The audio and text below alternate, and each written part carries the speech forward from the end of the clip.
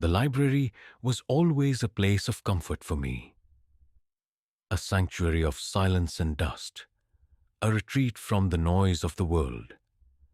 But everything changed the night I stayed late to finish cataloging the rare book section. I had been warned before, half in jest by the older librarians, never to linger after closing time. The books aren't the only things that come alive at night, Mrs. Langley had chuckled once, tapping a crooked finger against the side of her nose. I thought it was just old folklore, the kind of superstition that clings to places older than memory. I should have listened. It was well past midnight. The overhead lights buzzed and flickered now and then, casting jittery shadows between the tall wooden shelves. The air grew cooler, heavier, like the library itself was holding its breath. I kept working, trying to ignore the growing unease settling in my stomach, until I heard it, soft, almost imperceptible at first. A whisper, a real whisper. My heart stuttered. I froze, hands suspended over the fragile spine of an ancient volume. It could have been the building settling, I told myself. An old building like this, it made noises, but no, there it was again. A voice hushed, urgent, threading between the shelves. I couldn't make out words, just the distinct cadence of speech. Someone was speaking nearby. "Hello?" I called, my voice sounding strange, too loud in the cavernous space. No answer, only the whispered murmur continuing, as though I hadn't spoken at all. I should have left then, packed my things, and walked straight out the door. But something compelled me forward. Curiosity or maybe arrogance, believing I could explain it away. I stepped carefully between the towering stacks, my footsteps muffled by the thick, worn carpet. The whispering seemed to retreat as I approached, always just ahead, like it was leading me deeper into the library's heart. The aisles grew narrower, more claustrophobic. Some shelves leaned precariously, heavy with books untouched for decades. The smell of old paper and mildew thickened. The farther I went, the more distorted the library felt, like it was subtly changing behind my back, warping the corridors into a labyrinth designed to swallow me whole.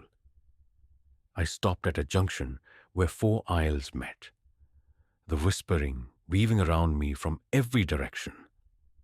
I spun, trying to locate the source, but the voices seemed to come from the very walls themselves.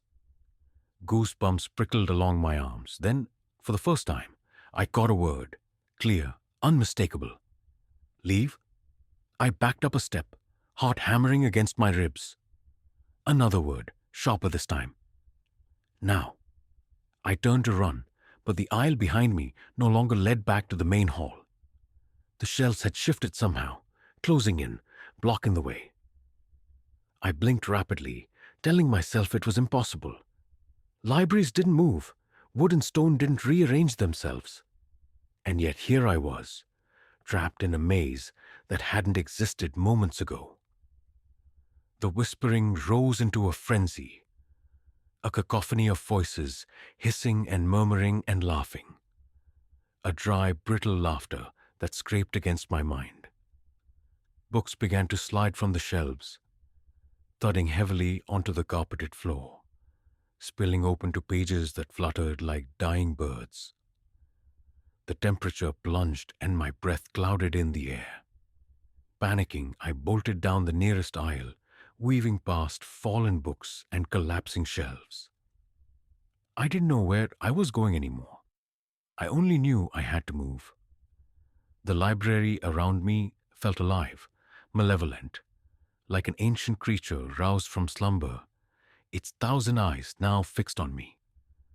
As I ran, the lights overhead flickered and died, plunging me into near-total darkness. Only the faint green glow of the exit signs remained, distant and unreachable. I stumbled, catching myself against a shelf, and felt something brush against my hand. Something not wood, not paper, but colder, slicker. I recoiled, biting down a scream. A shape detached itself from the darkness ahead, tall and indistinct, as though it was stitched together from shadows. It moved without sound, gliding rather than walking. And where it passed, the whispering swelled into an unbearable roar. I flattened myself against the shelves, squeezing my eyes shut, praying it would pass by without noticing me. The air grew thick, heavy, with the scent of rot and decay. I could feel it lingering inches from my face, its presence as real and solid as the books lining the walls, a long movement stretched out, agonizing, and then, I don't know why, maybe sheer survival instinct, I opened my eyes. There was nothing there. The aisle was empty, save for the ruined books and the suffocating silence. The whispering had ceased, like a record scratched to a halt. My legs trembled violently, but I forced myself to move, to pick my way toward the distant glimmer of the exit. Somehow, impossibly, the aisle straightened. The labyrinth uncoiled itself, guiding me back toward the main reading room. When I stumbled out into the open space, the overhead lights blinked back on with a crackling hum. Everything looked normal, ordinary, as if nothing had happened at all. My bag lay where I had left it behind the front desk. I snatched it up with shaking hands and fled, not daring to look back. Even as I slammed the heavy wooden door shut behind me and gulped down the cool night air, I could still feel the library's gaze pressing against my back. I never went back after that night. I quit without giving notice, left the city entirely. Some places aren't meant to be disturbed after dark. Some secrets are written not in ink, but in fear. And the old library kept its secrets well. But sometimes, in the quietest moments before sleep takes me, I still hear it. The whispering from the dark corners of a library I can never escape. I thought I had left it all behind when I abandoned the library. But fate has a cruel way of pulling you back to the places you fear the most. Months later, after restless nights and dreams soaked in whispers, I found myself standing once more in front of those heavy oak doors, the key trembling in my hand. I told myself I wasn't going back for closure or answers. I just wanted proof that what I had experienced wasn't real, that my mind had played some elaborate, terrible trick on me. The library had been closed since the night I fled. Condemned due to structural instability, the sign said. But as I pushed the door open and stepped inside, everything looked exactly the same. Dust lay thick over the counters and shelves. The air was stagnant, heavy, with the same musty scent of ancient paper. Yet something was different. The silence wasn't welcoming anymore. It was expectant, as if the walls themselves were holding their breath.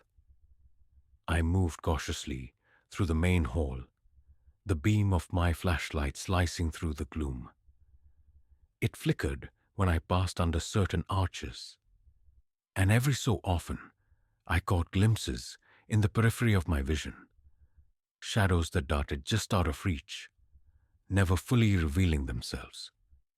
My heart thudded painfully against my ribs, but I pressed on, drawn by something I couldn't explain. It wasn't long before I found myself in the reading room. Even back when the library was functional, I had rarely ventured into that part of the building. It had a reputation, the kind that spreads quietly, without ever being officially acknowledged. Strange occurrences, cold spots, the sensation of being watched. Whispers spoke of a girl who had died there decades ago, A tragic accident during a winter storm when she had taken shelter inside after hours. They said she never left. The doors to the reading room stood slightly ajar, creaking on their hinges as I pushed them open. The flashlight revealed long rows of heavy wooden tables, all perfectly aligned, all untouched by time. Massive windows lined the walls, their glass frosted over from the inside. Dust motes danced in the pale shafts of moonlight filtering through the cracks. I stepped inside, and the temperature dropped sharply. My breath came out in puffs, and a shiver rattled down my spine. The feeling of being watched was overwhelming now, a tangible pressure on the back of my neck. I swung the flashlight in a slow arc, searching for signs of life or death. At the far end of the room was a single chair, pulled out slightly from one of the tables. It faced away from me, toward the center of the room. Something about it felt wrong. I approached cautiously, every instinct screaming at me to turn and run, to leave whatever lurked there undisturbed. The closer I got, the clearer I saw it. An open book rested on the table before the chair, its yellowed pages fluttering despite the stillness of the air. As I reached out a hand, the whispering returned, softer this time, like a memory. It seemed to pour from the very walls, threading itself into my mind. I froze as the chair scraped slowly backward across the floor, moved by unseen hands. A shape began to form in the air, translucent, barely more than a shimmer. A girl, no older than 16, with long tangled hair and a dress that hung in tatters. Her face was turned down, obscured by shadows, but I could feel her gaze locked onto me. She raised a hand, slow and deliberate, pointing at the open book. Compelled beyond reason, I leaned over and read the first line. It was a name, my name, written in trembling, spidery script across the page. Beneath it, words I didn't recognize. Words that seemed to slither and twist before my eyes, forming shapes that sank into the marrow of my bones. I stumbled back, heart hammering, but the room had changed. The tables were no longer aligned. They formed a spiral now, a labyrinth of wood and decay, trapping me inside. The walls seemed to pulse, breathing in and out. As the girl took a step toward me, her mouth opened, and from it poured a sound I can barely describe. Something between a scream and a sob. A noise that made the blood in my veins turn to ice. I covered my ears, but it was inside me, vibrating through every cell of my body. The flashlight slipped from my hand and shattered against the floor, plunging me into darkness. Moonlight alone illuminated the nightmare unfolding before me. Figures rose from the spiral of tables, dozens of them, ghostly patrons of the reading room, their faces twisted with sorrow and rage. They circled me slowly, whispering my name over and over, each voice layered atop the last until it became a deafening chorus. I ran, crashing through the maze of overturned tables and spectral figures, my only goal to reach the door. But the room seemed to stretch before me, the door receding farther with every step. I gasped for breath, each inhale burning like frost in my lungs. A cold hand brushed my shoulder, and I spun wildly, slamming into an unseen force that knocked me off balance. I hit the ground hard, scraping my palms against the wooden floor. As I struggled to rise, I felt the pressure of hands, small, delicate, impossibly strong, pushing me down. The girl knelt before me now, her face inches from mine. Her eyes were hollow, sockets leaking darkness, her mouth stretched in a rictus grin, far too wide for any human face. She opened her mouth again, and this time I understood the word she screamed. Stay. It wasn't a request. It was a command.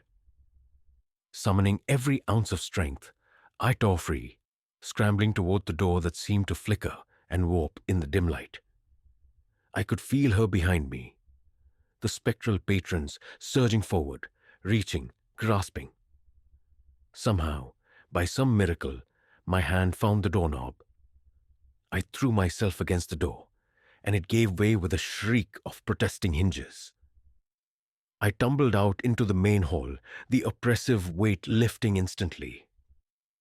The door slammed shut behind me with such force that the very floor trembled. I lay there, gasping, staring up at the cracked ceiling, unwilling to move, too afraid that if I did, the door would open again. I didn't dare look back. I fled the building once more, this time swearing never to return, no matter the dreams, no matter the whispering that I knew would haunt me forever. Some rooms aren't cursed because of the dead that linger. They're cursed because they hunger for the living. And that night I realized the reading room wasn't waiting for the dead. It was waiting for me. I tried to stay away. God knows I tried. But you can't just walk away from something once it sinks its claws into you. No matter how many miles you put between yourself and the horror, it finds a way to creep back into your life. Quiet, patient, waiting for the cracks to whiten. For weeks after my second escape from the library, the dreams got worse. They weren't dreams, really.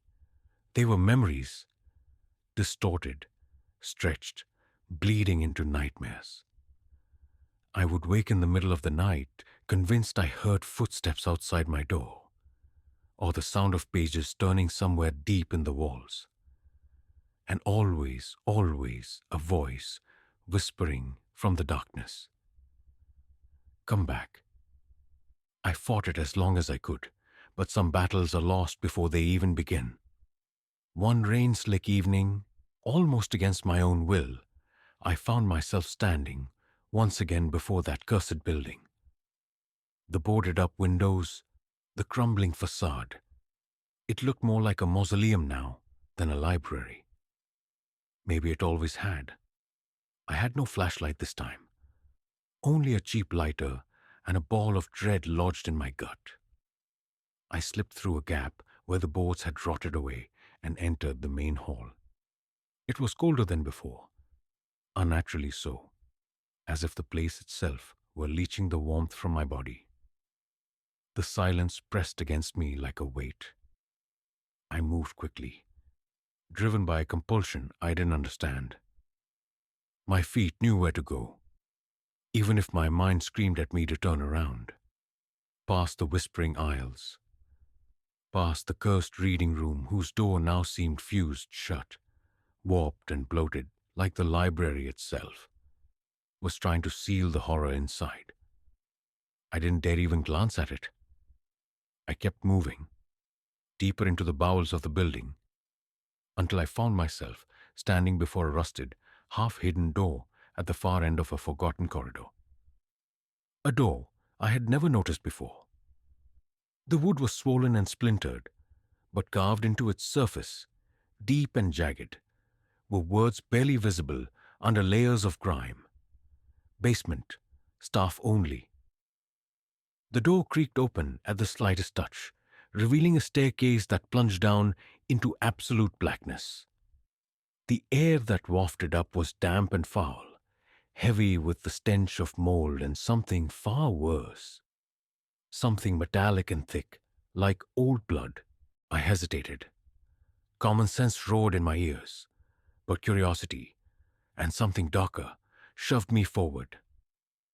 I descended, one hand brushing the slimy stone wall, the other clutching the lighter, whose flame danced wildly, struggling to survive. The staircase spiraled down far longer than it should have. The deeper I went, the more wrong everything felt. The air grew colder, the darkness thicker. until even the meager light from my lighter seemed swallowed whole. When I finally reached the bottom, the lighter sputtered and died, plunging me into choking darkness. I stood still, listening. For a moment, there was nothing. Then faintly, the sound of breathing, not mine, deeper, ragged, wet. It came from ahead, just beyond my reach. I stumbled forward, hands outstretched, until my fingers brushed against something rough and wooden. A door. Another door, hidden beneath the earth, forgotten by time. I didn't think. I pushed it open.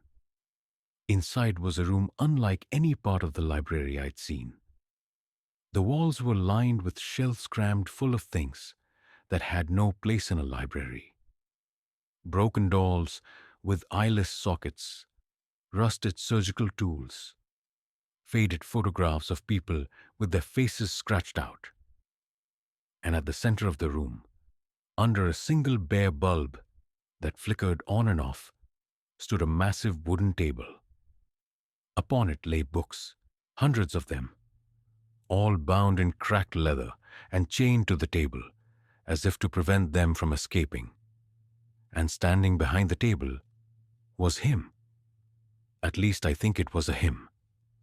A towering figure, shrouded in tatters of what might once have been a librarian's uniform. His skin was gray and sagging, his mouth sewn shut with thick black thread. But his eyes, God, his eyes, burned with a hate so pure, it rooted me to the spot. He raised one withered hand and pointed directly at me. The books began to tremble, the chains rattling violently. Whispers rose from them, a cacophony of voices pleading, screaming, chanting. Some begged for help. Others promised knowledge beyond imagination, but most simply wept. I turned to run, but the door slammed shut, sealing me inside. The man shuffled toward me, each step a jerky, unnatural movement, like a puppet pulled on broken strings. He carried an open book in one hand. As he approached, I could see that it wasn't written in any language I recognized. The symbols shifted and twisted, alive with malevolence. He thrust the book toward me, a command in his blazing gaze. I shook my head, backing away until I hit the shelves. Items tumbled to the floor with soft, sickening thuds. I didn't dare look at them. The whispers grew louder, angrier. The temperature dropped until I could see my breath steaming in the air. My teeth chattered uncontrollably. And then I felt it, a tugging at my mind, a pressure, like invisible hands trying to pry open my skull. Images flashed before my eyes. Blood-soaked pages, screaming faces, the library rotting from the inside out. He wanted me to read, to accept whatever curse was bound within those pages, to join the ranks of those trapped within the library's walls. No, I gasped, forcing the word out past frozen lips. The figure let out a muffled, furious moan, and the chains snapped free from the table with a deafening crack. The books hurled themselves into the air, circling me like vultures. One struck my shoulder, another grazed my cheek, each impact burning like acid. Desperation fueled me. I lunged at the single bare bulb above the table and smashed it with my fist. Glass shredded my skin, but darkness fell like a curtain, severing whatever connection the figure had over the room. In that instant, I ran. I didn't think about direction. I simply threw myself forward, feeling my way along the damp walls, heart hammering, the voices of the books fading behind me. I found the staircase by some miracle and clawed my way upward, fingers bleeding, lungs on fire. When I burst into the main hall, the storm outside had intensified. Rain slashed against the boarded windows, thunder rattled the ancient beams. I didn't stop. I sprinted through the ruined hallways, out the front doors, into the savage night. I didn't look back. I don't know how I made it home. My memory of that night is a blur of rain, terror, and the constant feeling that something was right behind me, just out of sight. I moved to a different city after that, changed my name, tried to forget. But some nights, when the wind howls just right and the shadows in my room seem too deep, I swear I can hear the whispering again, calling me back. Because once the library has your name, it never really lets you go.